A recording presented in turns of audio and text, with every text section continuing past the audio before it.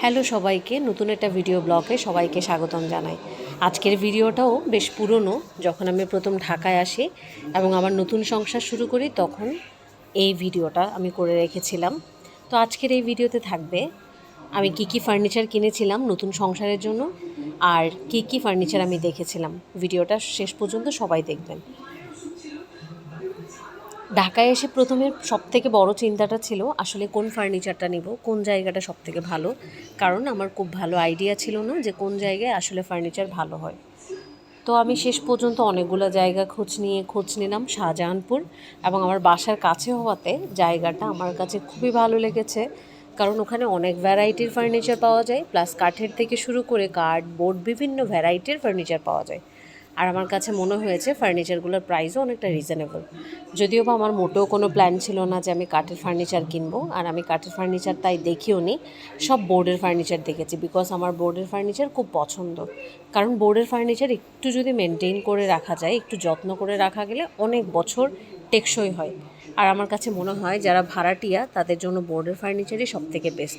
কারণ কাঠের ফার্নিচারের ওয়েট অনেক বেশি হয়। তো সেই তুলনায় যদি করতে যাই তাহলে বোর্ডের ফার্নিচার সবথেকে বেস্ট। তো আমরা গিয়েছিলাম অনেকগুলো শোরুমে, যেখানে নাদিয়া থেকে শুরু করে ব্রাদার্স, অনেকগুলো শোরুমে আমরা ভিজিট করেছি। এবং আমাদের প্ল্যান ছিল আমরা একটা আলমারি এবং একটা ড্রেসিং টেবিল এবং একটা খাট, এবং সেই সাথে খাটের সাথে একটা ছোট টেবিল কিনবো। তো এই ফার্নিচারগুলো কেনার জন্য আমরা অনেকগুলো জায়গায় ঘুরেছি কোন ডিজাইনটা আসলে নিব। কারণ বোর্ডের ডিজাইনে সবথেকে বড় সমস্যা হচ্ছে সবগুলো ডিজাইনই কমন। আর আপনি যদি নিজে কোনো ডিজাইন অর্ডার দিয়ে বানাতে যান তাহলে ওরা বানিয়ে দিবে, সেক্ষেত্রে একটু সময় বেশি নেবে এবং প্রাইসটা একটু বাড়বে। আর যদি আপনি সেটা না করেন তাহলে হয়তো একটু কম প্রাইসের মধ্যে আপনার ফার্নিচারগুলো চলে আসবে। আমার বাজেটও ছিল আসলে কম, 50-এর মধ্যে আমার বাজেট ছিল। তো আমি এই বাজেটের মধ্যে নতুন একটা ফার্নিচার যেহেতু আমি কিনবো, তো আমি প্ল্যান করেছিলাম ওভাবেই যে আমার এই বাজেটের মধ্যে যেন আমার ফার্নিচারগুলো চলে আসে। তো আমি এই জন্য অনেকগুলো ফার্নিচারের দোকানে ঘুরেছি। সবগুলো ফার্নিচার আপনাদের দেখানো সম্ভব হয়নি, যতটুকু পসিবল হয়েছে আমি ভিডিও করে রেখেছিলাম।